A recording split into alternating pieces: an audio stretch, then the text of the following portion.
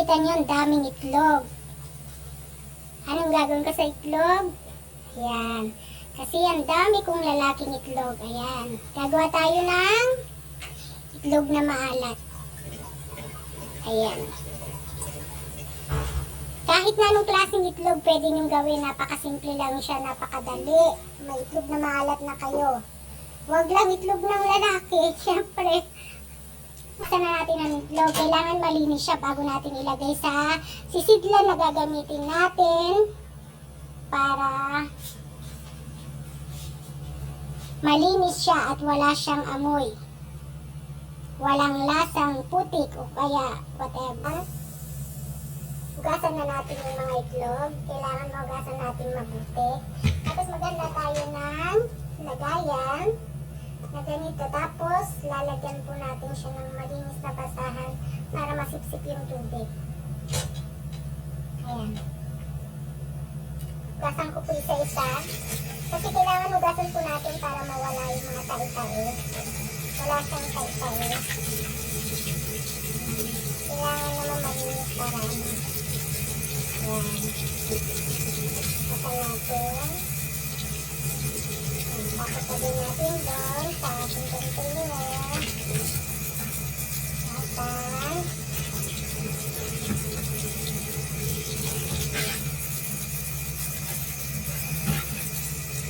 Nasan lang natin para hindi siya mabasag.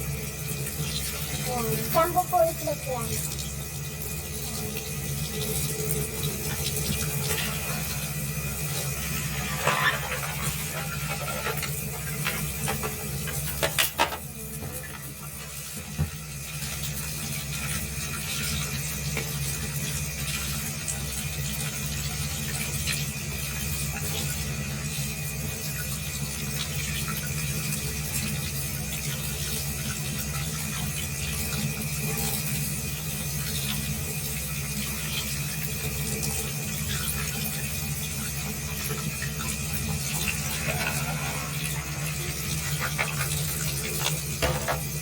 Patutuyuin na lang natin siya para ano, yan, malinis na siya. Bali, 59 po pieces to kasi may mga nabasag, hindi mo kasi maiiwasan. So, ito yung nabasag, pakita ko sa inyo. Ayan ang nabasag, bali, 1, 2, 3, 4, 5, 6, 7. So, 7 ang may basag. Hindi po natin siya pwedeng isama. Yan. So, kasi ang binili ko is 11 packs. Anim isang pack. So, 66. So, meron akong 59 pieces. Sana wala nang mabasag doon sa paglagay na sa garapon mamaya. Medyo tuyo na siya ang itlog natin na kailangan lang natin is asin. Sa Pinas may rock salt po. Wala po kaming mabiling rock salt, so ito na po yung binili namin, iodized. So, makikita nyo sa description below kung ilan ang sukat na pwedeng ilagay sa itlog.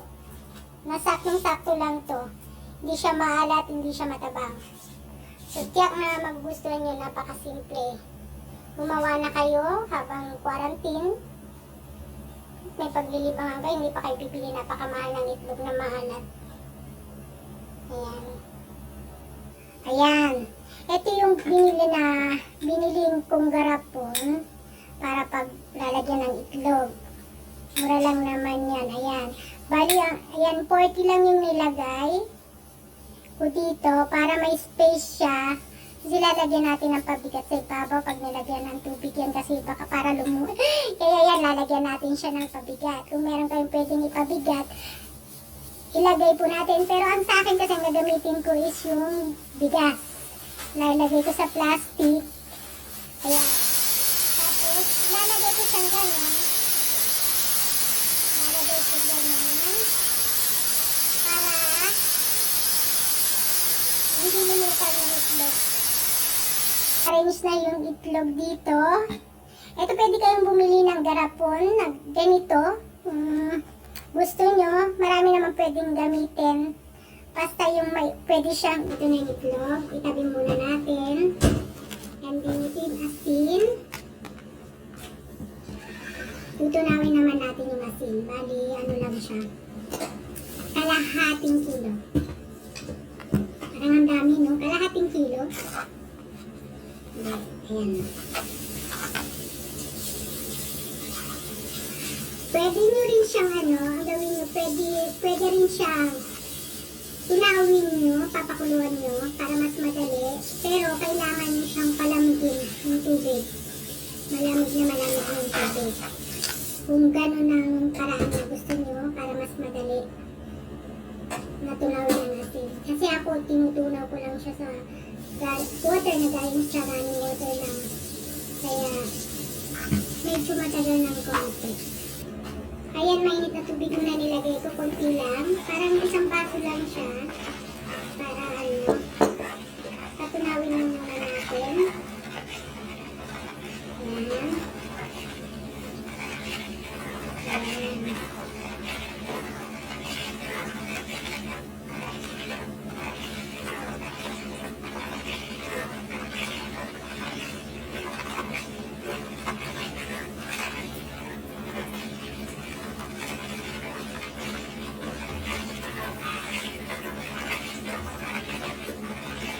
Haluin natin hanggang matunaw siya. Ayan, nagdagan na natin siya ng tubig. Galing na sa griso.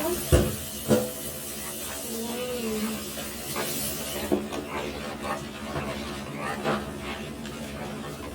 Kailangan ng tubig kasi ang dami rin ng lubog yung itlog natin. Kaya tansyahin natin.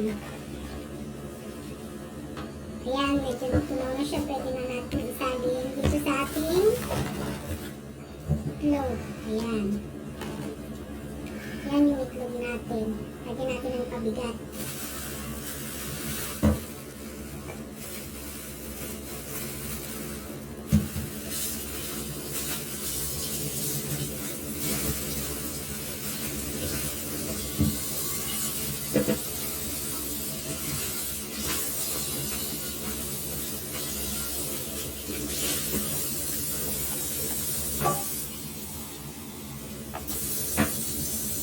Isalin na natin yung tubig at inunaw natin sa asin. Mas maganda kung may imbudo kayo kasi ako walang imbudo. So ito lang ginamit ko para isalin ko konti-konti. Konti-konti lang para hindi mabasag yung itlog.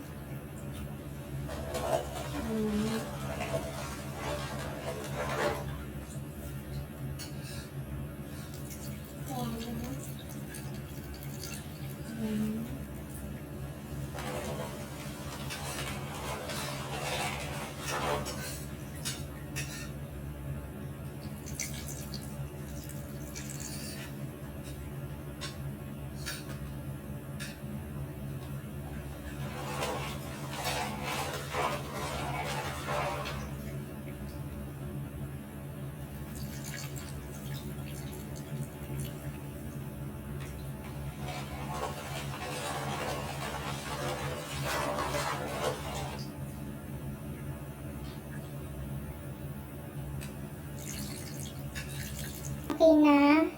Kalebo na siya ng tubig yung itlog. Then nakalubog siya, kailangan may pabigat sa ibabaw. Kasi para hindi lumutan ng itlog. Ayan. Antayin na lang natin siya ng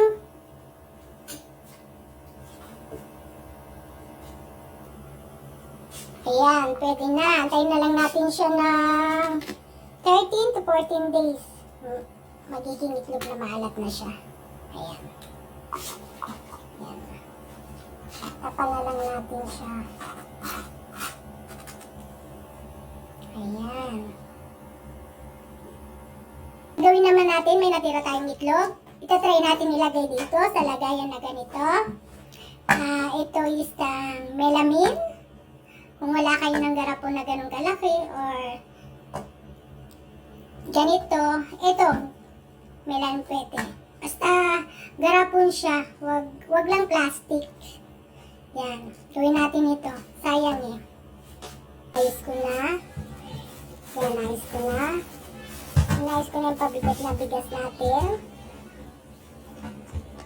And then,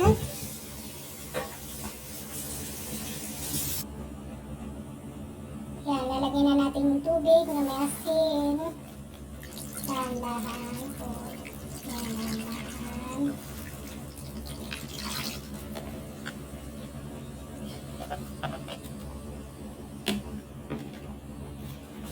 Ayan.